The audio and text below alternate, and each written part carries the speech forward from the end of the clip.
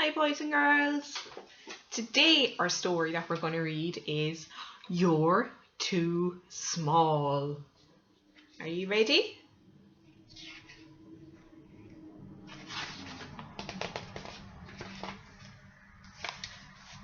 One day Pip woke up all warm and tingly as a dot of sunshine touched his nose.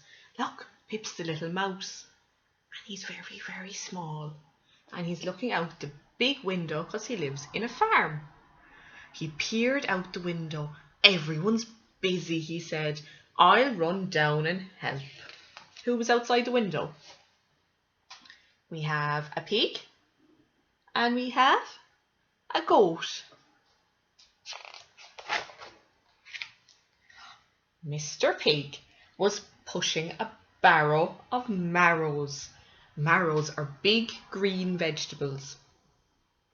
And they can be a small bit heavy, they can. I'll help you, said Pip. Look at Pip, and he's standing on top of the marrow. Do you think Pip could carry one of them? No, I don't think so. Better not, said Pig. You're too small. You'd get squashed. We don't want Pip to get squashed. So next he went along, and Pip found Mr. Goat. What do you think Mr. Goat was doing? He's got his fork and he's moving the hay from the yard into the big container to make the yard all nice and tidy. Can I help you? Asked Pip. No, thank you, said Goat. Do you think Pip will be able to hold that? I don't think so. That looks way too big, doesn't it? Goat said, You're too small. You'd get lost if you fell in. We wouldn't want that. How would we find him? Pip ran off and found... Does anyone know who that is? Mr. Cow. And he was painting a wall. What colour is he painting the wall, I wonder? Looks like white, doesn't it? And he's got his paintbrush. I can help, said Pip. I don't think so, said Cow. You're too small. You'd never reach the top. And look, he's already standing on top of the step ladder. And he's standing on top of the paint. And he still can't reach the top. So Mr. Cow needed somebody very tall to help him.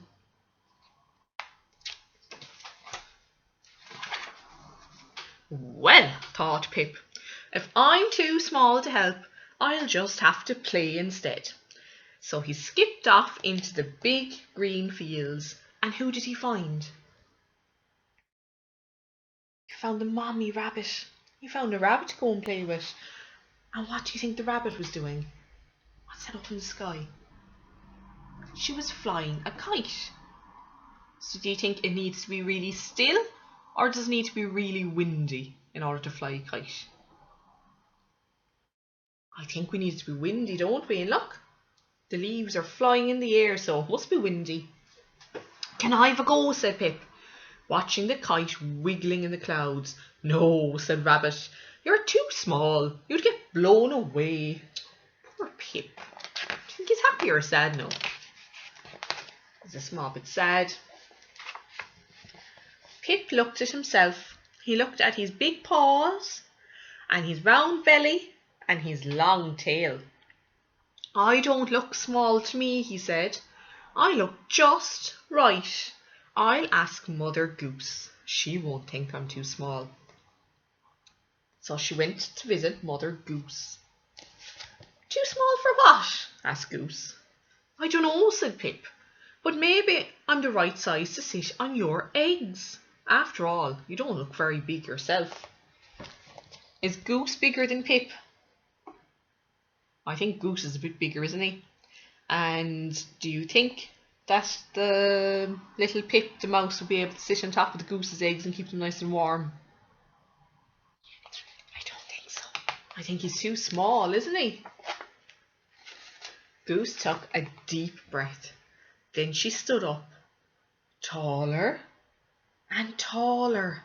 Pip, she said, peering down at him, I would love you to sit in my eggs, but you wouldn't cover them at all. You're just too small. Look at Pip.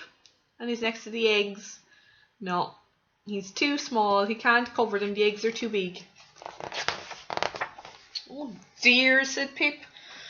I think I'll just go back to bed and start again tomorrow. Perhaps I'll have grown some more by then. Pip walked slowly back to the barn, but when he got to the door,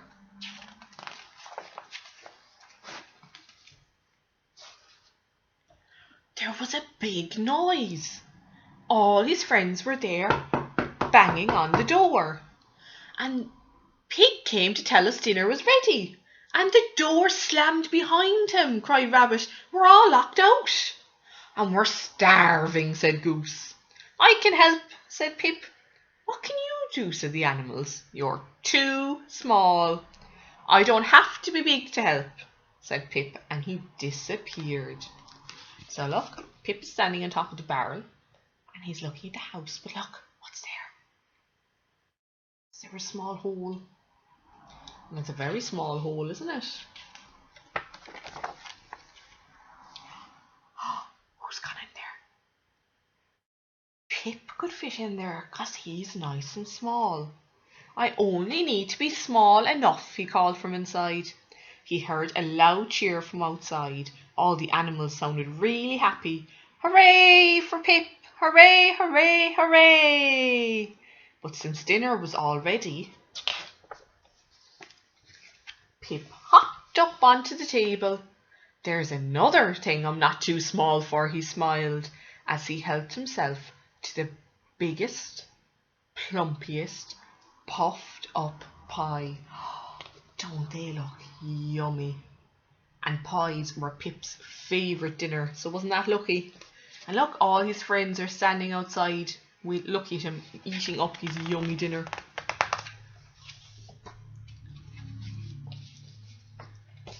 When he'd finished eating, he hopped off the table, unlocked the door, and let in all his hungry friends.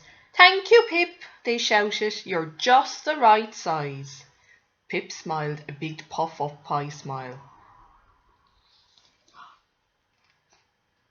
And they're all eating. And look, I think his tummy is all full, isn't it? So Pip wasn't too small. There was lots of jobs Pip could do, but he just had to find the right job. And outside is still all... What's outside? You see? What's that, I wonder? That's a snail.